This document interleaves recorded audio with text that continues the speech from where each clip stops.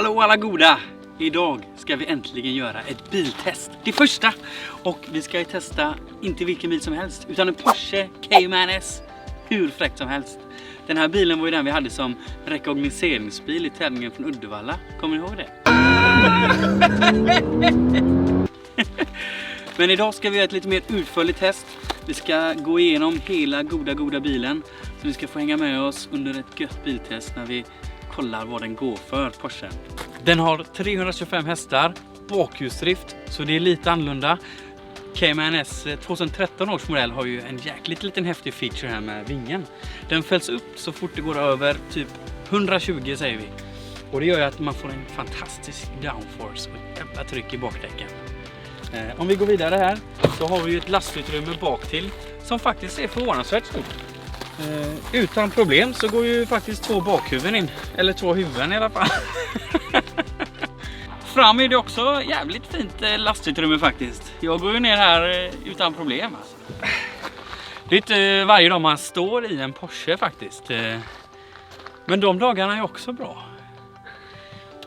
Nej, så att jag tänkte vi åker ut på en liten tur. Känner lite på hur den känns på vägen och kanske drar några goda paralleller mot vårat tävlande. För på tävla, det är Porsche bra på. 30 000 tävlingar, vilket är otroligt mycket, har de vunnit under åren. Och det är ju still counting, så att ja, otroligt framgångsrik Porsche på tävlingsbanan. Och känns det på vägen kan man ju undra. Det får vi ju känna lite på nu då tycker jag.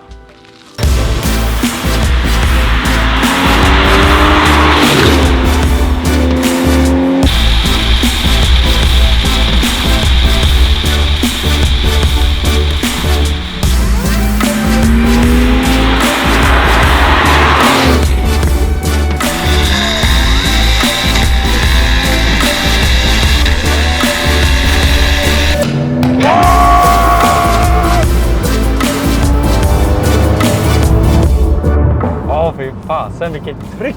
Alltså det är sån rå kraft liksom. Det är ingen turbo eller någonting utan det är bara power! Och det märks. Alltså fy fan vad den går. Ashäftigt alltså.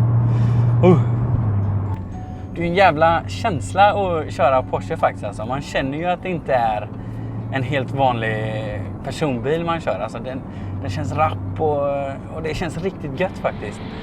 Det är svårt att beskriva det liksom. Men det känns faktiskt som den sitter mitt på vägen och man känner minsta lilla rörelse i ratten direkt och den är lite trögstyrd liksom, vilket gör att det känns som att det är en redig bil liksom. Det är ingen skit. Vilket ljud! Porsche Cayman behöver inte vara så jävla dyr heller. Boxer är väl ännu lite billigare och 911 är väl deras klassiska Porsche. Och det här är ju en Cayman då och då har den en mittmonterad motor.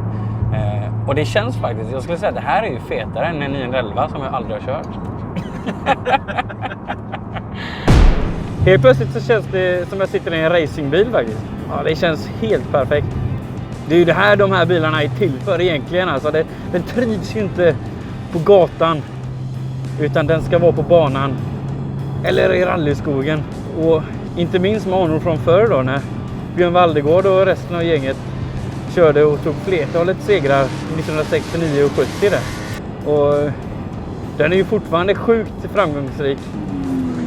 Och speciellt nere i där asfalten är vid Tyskland och Belgien och Holland och Danmark. Där kan du se flera Porsche aktiva. Trist att vi inte har det i Sverige tycker jag. Det finns också många som undrar hur överviktig kan jag vara när jag köper en Porsche?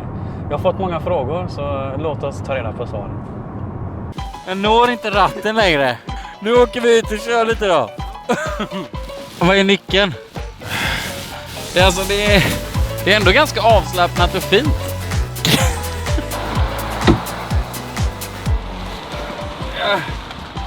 Jag har ju några begränsningar.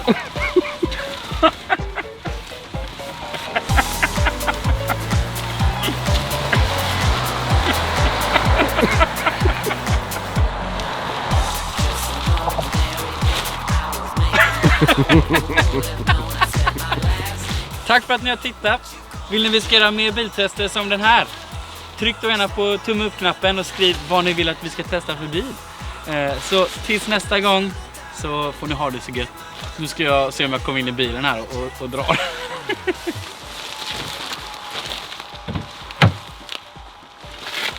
Det här, jag har ju sina svårigheter, får man ju veta. Man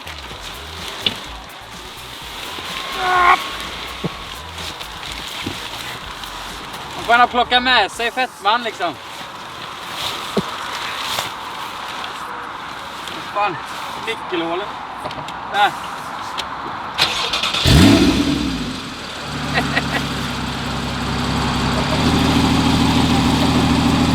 Ha det gött!